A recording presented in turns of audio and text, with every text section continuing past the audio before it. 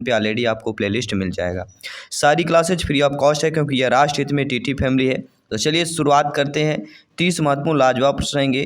30 में से आप लोगों के स्कोर क्या रहेगा, फीडबैक क्या रहेगा, आप लोगों को नीचे कमेंट बॉक्स में अवश्य शेयर करना है। तो चलिए देर न करते शुरुआत करते हैं। पहला प्रश्न आपके स्क्रीन पर है। गिलफोर्ड ने अपसारी चिंतन पद का प्रयोग किसके समान अर्थ में किया है? बुद्धि के, सृजनात्मकता के, बुद्धि एवं सृजनात्मकता के, दोनों के, या इनमें से कोई नहीं। आप सभी लोग जानते हैं, सभी लोग भावी अध्यापक अध्यापिकाएं, शिक्षक बंधु हैं। देखिए, गिलफोर्ड ने अपसारी चिंतन पद का प्रयोग किसके समान अर्थ में किया है? तो है दोस्तों सृजनात्मकता के समान अर्थ में गिलफोर्ड ने अपसारी चिंतन पद का प्रयोग किया है। According to questions B option is the right answer. तो नो डाउट सारी चीज़ें आपकी क्लियर हो चुकी हैं। इसके बाद हम बात करेंगे सेकंड क्वेश्चन की तरफ। दूसरा प्रश्न कह रहा है यहाँ पे कि सशक्त अभिप्रेरणा सीखने का प्रभावशाली घटक है। इससे बालक स्वस्थ रहता है, ध्यान रहता है या ध्यान करता है, शीघ्र सीखता है, प्रसन्न रहता है। सभी कमेंट कीजिएगा मेरे प्यारे प्यारे भाइयों के, प्यारी प्यारी बहनें, गृहिणी, ब्रदर्स, सिस्टर्स एंड टीचर जिनका सपना है सीटेट एग्जाम को फतेह करना, टीटी एग्जाम को फतेह करना। तो सशक्त अभिप्रेरणा सीखने का प्रभावशाली जो घटक होता है वह हमारा कौन सा होता है? शीघ्र सीखता है।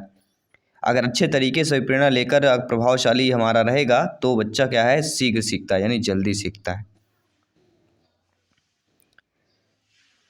इसके बाद अगला प्रश्न है कि हस्तशिल्प की शिक्षा दी जानी चाहिए मंदबुद्धि बालकों के लिए, पिछले बालकों के लिए, सामान्य बालकों के लिए या प्रखर बुद्धि बालकों के लिए दी जानी चाहिए। देखिए, जो हस्तशिल्प की शिक्षा होती है ना, किस प्रकार के बालकों को दी जाती है? जो मंदबुद्धि बालकों होते हैं उनको हस्तशिल्प यानी जो हाथ से कलाएँ होती हैं, सीखने की कुछ होती है, इन चीज़ों की शिक्षा जो है दी जानी चाहिए। अक्सर एग्जाम में पूछा जाता है, या एक दूसरे टाइप से पूछा जा सकता है कि मंदबुद्धि बालकों के लिए किस प्रकार की शिक्षा दी जानी चाहिए? तो हस्तशिल्प की शिक्षा दी जानी चाहिए। दोनों प्रकार से आपके एग्जाम में पूछा जा सकता है। यह प्रश्न इंपॉर्टेंट है, ध्यान दीजिएगा। वेरी वेरी इंपॉर्टेंट प्रश्न आपका बन जाता है क्योंकि एग्जाम के दृष्टि से यह संभावित प्रश्न है। ध्यानपूर्वक समझिएगा और फीडबैक कीजिएगा कि छात्रों में चोरी करने की आदत को कैसे दूर किया जा सकता है? बालकों को पारितोषिक देकर, उदाहरण देकर, ताड़ना देकर या सजा देकर। देखिए, समझना है बच्चों को समझाना कि अगर ये करेंगे तो ऐसा परिणाम मिलेगा। तो क्या करना है? समझाना, मतलब बच्चों को उदाहरण, एग्जाम्पल्स देकर छात्रों को जो है चोरी की आदत को दूर किया जा सकता है, उदाहरण देकर दूसरों को कि ये जो चोरी करते हैं ऐसा होगा, ऐसी चीज़ें होती हैं। ठीक है, सभी कमेंट करते रहिएगा। सभी मित्रों को जय हिंद, वंदे मातरम। साथियों, जयसवाल सर आप सभी का अभिनंदन और स्वागत कर रहे हैं टीटी फैमिली पर। यह आपका अपना टीटी फैमिली है। प्रिपरेशन को, तैयारी को मजबूत करना है तो हर एक क्लास प्रैक्टिस सेट इंपॉर्टेंट हो जाता है। अगला प्रश्न है, प्रतिभावान बालकों की पहचान करने के लिए हमें सबसे अधिक महत्व देना चाहिए? अभिभावकों के मत को देना चाहिए, वस्तुनिष्ठ परीक्षणों के परिणाम को देना चाहिए, शिक्षक के निर्णय को देना चाहिए या समुदाय के विचारों को देना चाहिए? आपके अकॉर्डिंग क्या सही होना चाहिए? क्योंकि आप सभी लोग भावी अध्यापक अध्यापिका हैं, आप शिक्षक बन चुके हैं। अपने मन में सोचिए, आप कक्षा में पढ़ा रहे हैं, ये सोचिए और फिर हमें बताइए कि जब आपकी कक्षा में प्रतिभावान बालक हैं, उनको पहचानना है, उनके लिए हमें सबसे अधिक महत्व क्या होना चाहिए आपके अकॉर्डिंग? तो आपके लिए वस्तुनिष्ठ परीक्षाओं के परिणाम देना चाहिए। Second option is the right answer. इसके बाद आपका अगला प्रश्न है, विकास के अध्ययन के क्षेत्र में निम्नलिखित में से किसका अभूतपूर्व योगदान है? क्या आपके थांडाइक मनोवैज्ञानिक का है, जीन पियाजे जी का है, स्किनर का है या मेकाले का है? सभी कमेंट करके बताइए। देखिए, विकास के अध्ययन के क्षेत्र में देखा जाए जिसका अभूतपूर्व योगदान माना जाता है, जब भी विकास के अध्ययन की बात की जाएगी तो आपके जीन पियाजे जी का नाम अवश्य आएगा। जी हाँ दोस्तों, संज्ञानात्मक विकास की बात करते हैं, जीन पियाजे जी की बात करते हैं, विकास के अध्ययन की बात करते हैं। B option is the right answer. अगला प्रश्न यहाँ पे पूछा जा रहा है कि बालकों का मुफ्त एवं अनिवार्य शिक्षा का अधिकार अधिनियम 2009 देश में कब लागू हुआ? 1 अप्रैल 2009 को, 1 अप्रैल 2010 को, 1 नवंबर 2009 को या 1 नवंबर 2010 को लागू किया गया। तो आप सभी लोग जानते हैं बालकों के लिए मुफ्त एवं अनिवार्य शिक्षा अधिनियम जो आरटी एक्ट बना, राइट टू एजुकेशन पॉलिसी जो बना है 2009, उसके अकॉर्डिंग जो है कब बना है? तो दोस्तों 1 अप्रैल 2010 को जो है देश में लागू हुआ है, ये ध्यान देना। ठीक है, 2009 है लेकिन लागू कब हुआ है? 1 अप्रैल 2010 से लागू किया गया था। अगला प्रश्न देखिएगा, अगला प्रश्न है एनसीएफ 2005 में कला शिक्षा को विद्यालय में जोड़ने का उद्देश्य है। नेशनल कन्फर्म फ्रेमवर्क जो 2005 है, इसमें कला शिक्षा को जो है विद्यालय में जोड़ा गया है। इस जोड़ने का उद्देश्य क्या होगा? इसका जोड़ने का उद्देश्य आपको बताना है। सांस्कृतिक विरासत की प्रशंसा करना, तो प्रशंसा वो भी विरासत शब्द अपने आप में पेडागोजी में नेगेटिव शब्द हो जाता है। किसी एक की महानता बता दिया जाए, ठीक है। छात्रों को व्यक्तिगत और मानसिक स्वास्थ्य को विकसित करना, कि जी हाँ, ये सेकंड ऑप्शन हमारा सही होगा। एनसीएफ 2005 में कला शिक्षा को विद्यालय में जोड़ने का केवल यही उद्देश्य है कि छात्रों को व्यक्तित्व और मानसिक स्वास्थ्य को विकसित किया जा सके। अगला प्रश्न है जब बालक की परीक्षा द्वारा मापी हुई योग्यता के सही मूल्यांकन में स्थायित्व होता है तब उस परीक्षा को क्या कहा जाता है? वैधता, विश्वसनीयता, वस्तुनिष्ठता या उपयुक्त में से कोई नहीं। तो आप सभी लोग जानते हैं, ज्ञानी सर्वव्याख्याता लोग हैं, कि जब बालक की परीक्षा द्वारा मापी हुई योग्यता के सही मूल्यांकन का स्थायित्व हो जाता है तब उस परीक्षा को विश्वसनीयता कहा जाते हैं या विश्वसनीयता कहते हैं। सेकंड ऑप्शन इधर राइट आंसर। सभी कमेंट करते रहिएगा, फीडबैक करते रहिएगा, क्योंकि आपका एक एक कमेंट फीडबैक सर्वोपरि है, सर्वमान्य है। आपका एक एक कमेंट आपकी तैयारी को बेटर करता है, आपकी तैयारी को मजबूत करता है। अगला प्रश्न है बालकों की सोच अमूर्तता की अपेक्षा मूर्त अनुभवों एवं प्रत्ययों से होती है, यह अवस्था क्या होगी? जीन पियाजे जी के चारों अवस्थाएं दी गई हैं। चारों अवस्थाओं में एक हमें समझना है। प्रश्न को समझ लीजिए, उत्तर आपका ऑलरेडी आ जाएगा। देखिए प्रश्न हमारा क्या कह रहा है, अमूर्त सोच की अपेक्षा मूर्त अनुभवों द्वारा प्रत्ययों से होती है। बालकों की सोच किसके साथ होती है? अमूर्तता की न होके मूर्त अनुभवों और प्रत्ययों से होती। तो मूर्त संक्रियात्मक अवस्था जीन पियाजे जी की तृतीय अवस्था है, जिसे हम 7 से लेके 12 वर्ष तक की अवस्था का नाम देते हैं। इसलिए यहाँ पे जो पहला ऑप्शन दिया गया है वह आप लोगों का सही हो जाएगा। आई होप सभी लोग अच्छे तरीके से समझ गए होंगे। आइए बात करते हैं अगले प्रश्न की। अगला प्रश्न है अनुसंधान जो सामाजिक समस्या से संबंधित होता है तथा विद्यालय की जनशक्ति द्वारा विद्यालय में क्रियाकलापों के सुधार हेतु संचालित किया जाता है कहलाता है। अब देखिए यहाँ पे आपको ध्यानपूर्वक समझना है और फीडबैक करके बताना है। देखिए ऐसे अनुसंधान की बात की जा रही है जो सामाजिक समस्या से संबंधित हो और विद्यालय की जनशक्ति द्वारा विद्यालय में क्रियाकलापों के सुधार हेतु संचालित भी करता हो, तो वह हो जाएगा क्रियात्मक अनुसंधान, क्योंकि संचालन की बात हो रही है, क्रियाकलाप के सुधार की बात हो रही है, तो हो जाएगा क्रियात्मक अनुसंधान हो जाएगा। ठीक है, सभी लोग समझ चुके होंगे। आइए बात करेंगे अगले प्रश्न की। उपलब्धि परीक्षण दिए जा सकते हैं किस प्रकार से? 2 प्रकार से, 4 प्रकार से, 6 प्रकार से या 3 प्रकार से? सभी बताइएगा। अपने नॉलेज की तैयारी को यहाँ पे परखिए, अपने नॉलेज की तैयारी को बताइए, आपकी तैयारी कितनी है, क्योंकि एग्ज़ाम जैसे जैसे नज़दीक आएगा आपके माइंड की मेमोरी पे प्रेशर बढ़ता जाएगा और अभी से तैयारी करते जाएंगे तो आपकी माइंड की मेमोरी का जो प्रेशर है वो धीरे धीरे डाउन होता जाएगा। तो उपलब्ध परीक्षण दिया जाता है कितने प्रकार से? 3 प्रकार से दिया जाता है। कितने प्रकार से? ध्यान रखिएगा एग्जाम में 3 प्रकार। जी हाँ, 3 आपको याद रखना है। अगला प्रश्न आइए देख लेते हैं। गामक विकास से हमारा तात्पर्य मांसपेशियों के विकास से तथा पैरों के उचित उपयोग से है। तो ये हमारा मस्तिष्क और आत्मा होगा, अधिगम और शिक्षा होगा, प्रशिक्षण और अधिगम होगा, या शक्ति और गति हो जाएगी। 4 बेहतरीन लाजवाब ऑप्शन दिए गए।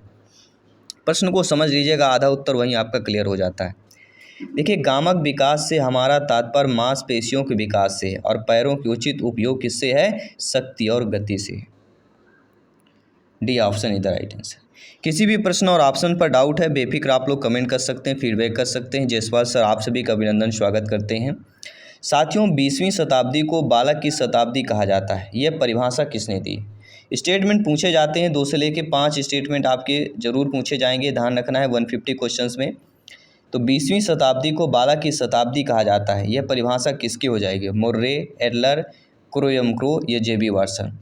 देखिए जब भी 20वीं शताब्दी बालक की शताब्दी यानी 2 बार शताब्दी दिया गया है तो 2 बार क्रो और क्रो दिया गया है। इन दोनों चीज़ों को समझ लेना है, लॉजिक समझ लेना है, एग्जाम में काम आने वाला है। आइए बात करते हैं आपके अगले प्रश्न की तरफ चलते हैं। दोस्तों इस अवस्था को मिथ्या परिपक्वता का समय भी कहा जाता है। शैशवावस्था, बाल्यावस्था, किशोरावस्था या प्रौढ़ावस्था। देखिए जहाँ पे मिथ्या शब्द आ जाए ना तो समझ लीजिए किसकी बात की जा रही? बाल्यावस्था। बाल्यावस्था को मिथ्या परिपक्वता बोला जाता है, क्योंकि पूर्व परिपक्वता कहाँ आती है? किशोरावस्था में आती है। ठीक है, आइए बात करेंगे अगले प्रश्न की तरफ। दोस्तों, मनुष्य जीवन का आरंभ मूलतः घटित है कितने कोषों से होता है? 2 कोष, 1 कोष या कई कोष, या इनमें से कोई नहीं। तो मनुष्य जीवन यानी हमारा जीवन जो है, जीवन का आरंभ कितने कोषों से घटित होता है? तो 2 कोषों से होता है या 1 कोष से होता है? तो केवल 1 कोष से ही होता है, ये ध्यान रखना एग्जाम में। कभी कभी एग्जाम में आप लोग 2 कोष करके चले आते हैं और बाद में पता चलता है हमने तो उसको भी नंबर गिन लिया था, बाद में पता चला वो गलत निकला। तो गलत आपको नहीं करना है, इस बार सीटेट एग्जाम 101% फतेह करना है। शैशवावस्था की विशेषता क्या नहीं हो सकती? तो ये जानना जरूरी है कि शैशवावस्था की विशेषता क्या होगी। देखिए, शैशवावस्था, बाल्यावस्था, किशोरावस्था, ये 3 ऐसी अवस्थाएं बिल्कुल निचोड़ लेकर वीडियो जल्द आएगा। इन तीनों टॉपिक से लेके पूरा निचोड़ लेकर आएंगे, क्योंकि ये तीनों टॉपिक पेडागोजी सीडीपी में बहुत इंपॉर्टेंट रोल रहता है, इंपॉर्टेंट क्वेश्चंस रहते हैं यहाँ पे। तो शैशवावस्था की देखिए विशेषता की बात करेंगे, शारीरिक विकास इसमें तीव्रता से होती है, लेकिन बच्चे जो बालक होते हैं वे दूसरों पर निर्भर होते हैं, और मानसिक विकास भी तीव्रता से होता है। लेकिन नैतिकता का होना, बच्चा सोच समझदारी इस पर नहीं आ जाती कि बच्चा में नैतिकता आ जाए। ठीक है, तो नैतिकता का होना यह शैशवावस्था की विशेषता नहीं है, बाकी तीनों आपकी शैशवावस्था की विशेषताएं हो जाएंगी। अगला प्रश्न है, चिंतन दोस्तों क्या होता है? प्रतीकों का प्रयोग होता है, भाषा का प्रयोग होता है, आपके प्रात्यक्षिक प्रक्रिया होती है, या संप्रत्यय अधिगम होता है? तो आप सभी लोग जानते समझते हैं, भावी अध्यापक अध्यापिकाएँ। तो चिंतन यहाँ पे क्या हो जाएगा? जो चिंतन जो होता है वह आपका संप्रत्यय अधिगम होता है। D option is the right answer. No doubt सभी लोग समझ गए होंगे। आइए बात करते हैं आपके अगले प्रश्न की तरफ चलते हैं। दोस्तों, अप्रत्यक्ष पथ समस्याओं का उपयोग किस श्रेणी के प्रयोज्यों के लिए किया जाता है? अब प्रश्न को समझ लीजिएगा, जितना ज़्यादा प्रश्न को अभी से समझते जाएंगे एग्जाम में यही चीज़ें काम आती, और यही हम लोग क्या करते हैं, गलती कर देते हैं। अप्रत्यक्ष पथ समस्याओं का उपयोग जिस श्रेणी के प्रयोज्यों में किया जाता है वह श्रेणी हमारी कहलाती है प्रौढ़। क्या हो जाएगा? प्रौढ़ इज द राइट आंसर। ठीक है, चलिए आइए बात करते हैं अगले प्रश्न की। दोस्तों, समस्या के अचानक समाधान की वकालत करने वाले सिद्धांत का नाम क्या है? जी हाँ, समस्या के जो है बिल्कुल अचानक समाधान की वकालत कर दे, उस सिद्धांत का नाम बताना है। क्या वह संक्रियात्मक अधिगम सिद्धांत है? क्या वह सूच का सिद्धांत है? क्या वह प्रत्यक्ष और भूल का सिद्धांत है? क्या वह अनुबंधन का सिद्धांत है? 4 बेहतरीन लाजवाब सिद्धांत दिए गए। देखिए, कोई भी समस्या का अगर अचानक समाधान की वकालत कर दे वह सिद्धांत आपका सूझ का सिद्धांत ही हो सकता है। B option is the right answer. अगला प्रश्न है, संवेदना ज्ञान की पहली सीढ़ी है, यह कथन किसका है? स्टेटमेंट किसका है? मानसिक विकास है, शारीरिक विकास, ध्यान का विकास, या भाषा का विकास? किस प्रकार से कथन हो जाएगा? देखिए, संवेदना ज्ञान की पहली सीढ़ी है, यह हमारा एक मानसिक विकास का कथन हो जाएगा। किस प्रकार से कथन होगा? मानसिक विकास हो जाएगा, क्योंकि संवेदना और ज्ञान से संबंधित आपका मानसिक हो जाएगा। आइए बात करते हैं अगले प्रश्न की। दोस्तों, इनमें से कौन से सीखने के लिए सही स्तर दिए गए हैं? तथ्य ज्ञान प्राप्त करना, सूचना बोध प्रज्ञान, तथ्य सूचना बोध ज्ञान प्राप्त करना प्रज्ञान। तो इसमें जो सही ऑप्शन है सीखने के लिए कि पहला तथ्य होता है, इसके बाद सूचना होती है, इसके बाद ज्ञान प्राप्त किया जाता है, इसके बाद प्रज्ञान और बोध होता है। आई होप सभी लोग अच्छे तरीके से समझ रहे होंगे और कमेंट बॉक्स में अपना फीडबैक भी कर रहे हैं। इसी तरह फीडबैक करते रहना है, तैयारी को बेटर करना है और इस बार टीटी एग्ज़ाम को फतेह करना है। आइए बात करते हैं आपके अगले प्रश्न की तरफ चलते हैं, और अगला प्रश्न आपका लेडी स्क्रीन पर आ चुका है कि परिपक्वता इत्यादि से व्यवहार में उत्पन्न परिवर्तन को भी अधिगम कहा जाता है? नहीं, हाँ, अनिश्चित, या कभी कभी कहा जाता है? देखिए, परिपक्वता इत्यादि से व्यवहार में जो उत्पन्न परिवर्तन होता है उसको अधिगम कहा जाता है।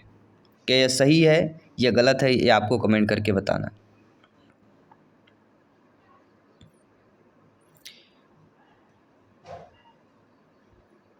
देखिए, व्यवहार में उत्पन्न परिवर्तन को अधिगम कहते हैं, लेकिन यहाँ पर क्या दिया गया है?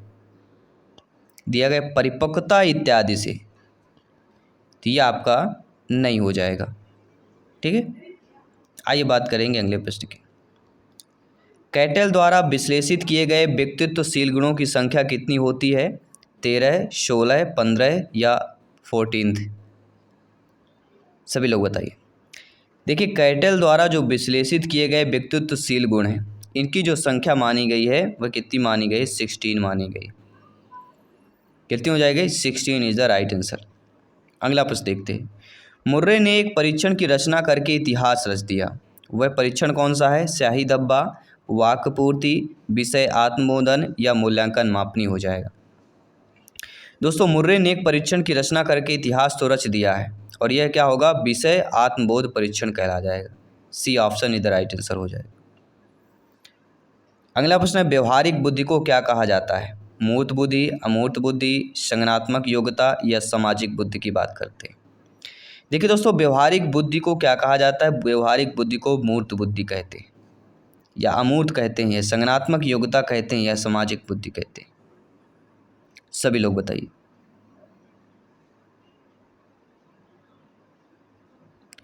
तो जो व्यवहारिक बुद्धि होती है हमारी मूर्त बुद्धि कहलाती है। क्या होगा? मूर्त बुद्धि राइट आंसर। मूर्त अमूर्त दोनों समझना बहुत जरूरी है। बुद्धि के त्रिआयामी सिद्धांत के अनुसार बुद्धि के कारकों की कितनी संख्या है? 90, 110, 135 या 120? इसमें से आपका जो एक होता है सामग्री, एक होता है संक्रिया और एक होता है उत्पाद। तो यहाँ पे सामग्री 4 होता है, संक्रिया 5 हो जाती है और उत्पाद 6 हो जाते हैं। तो 6 पंचे 30 चौको 120। तो यहाँ पे जो डी ऑप्शन दिया गया है वह हो जाएगा। तो सामाजिक, संक्रिया और उत्पाद, इन चीज़ों का आपको ध्यान देना है। अगला, परिवेश की वस्तु जिसे प्राणी प्राप्त करने का प्रयास करता है कही जाती है प्रबलन, प्रेरक, उद्दीपक या प्रलोभन। तो आप सभी लोग जानते हैं, सभी लोग ज्ञानी सर्वव्याख्याता लोग हैं कि परिवेश की वस्तु जिसे प्राणी प्राप्त करने का प्रयास करता है उसे ही क्या कहा जाता है? प्रेरक कहा जाता है। B option is the right answer. अगला प्रश्न है, व्यक्तिगत भेद हम पाते हैं विचलनशीलता में, प्रतिमान में, दोनों में या इनमें से कोई नहीं। तो व्यक्तिगत भेद हम किस में पाते हैं? व्यक्तिगत भेद हम विचलनशीलता और प्रतिमान इन दोनों में पाते हैं, अर्थात सी वाला ऑप्शन हमारा सही हो जाएगा। और इस CDP का 30वां प्रश्न आप लोगों की स्क्रीन पर ऑलरेडी आ चुका है। प्रश्न हमारा पूछा जा रहा है कि समायोजन से तात्पर्य स्वयं का विभिन्न परिस्थितियों में अनुकूलन करना है ताकि संतुष्ट किया जा सके दूसरों को, अपने प्रेरकों को, अपने उद्देश्यों को या आवश्यकताओं को किया जा सके। सभी लोग कमेंट करके बताइए। जी हाँ, बेहतरीन लाजवाब क्वेश्चन दिया गया है। तो समायोजन से तात्पर्य स्वयं का विभिन्न परिस्थितियों में अनुकूलन करना है ताकि किसको संतुष्ट किया जा सके? अपनी आवश्यकताओं को संतुष्ट किया जा सके। D option is the right answer हो जाएगा यहाँ। तो आई होप सभी लोग अच्छे तरीके से समझ पाए होंगे। ये टॉप 30 क्वेश्चन CDP का प्रैक्टिस सेट हमने कंप्लीट कर लिया। अभी तक 5 प्रैक्टिस सेट हमने कंप्लीट कर लिया और 5 गुणे 30 करते हैं तो अभी तक हमने टोटल CDP के 150 क्वेश्चंस कंप्लीट कर लिए। अगर आपने नहीं देखा तो चाहिए, प्लेलिस्ट ऑलरेडी बना दिया गया है। सभी क्लास को अटेंड कीजिए, सभी क्वेश्चन को अटेंड कीजिए और फ्री ऑफ नोट्स पाने के लिए आज ही हमारे टेलीग्राम ग्रुप को ज्वाइन कर लीजिएगा ताकि बेहतर तैयारी के साथ आप लोग बेहतरीन प्रिपरेशन के साथ इस बार TT एग्ज़ाम को फतेह कर सकें। और मुझे खुशी होगी जब आप लोग TT एग्ज़ाम को फतेह करके मुझे कमेंट करके बताएंगे सर आई एम क्वालिफाइड, और अपना स्कोर बताएंगे, तब और मज़ा आएगा दोस्तों। इसी तरह तैयारी में लगे रहिए। सभी मित्रों को जय हिंद, वंदे मातरम, धन्यवाद सभी का।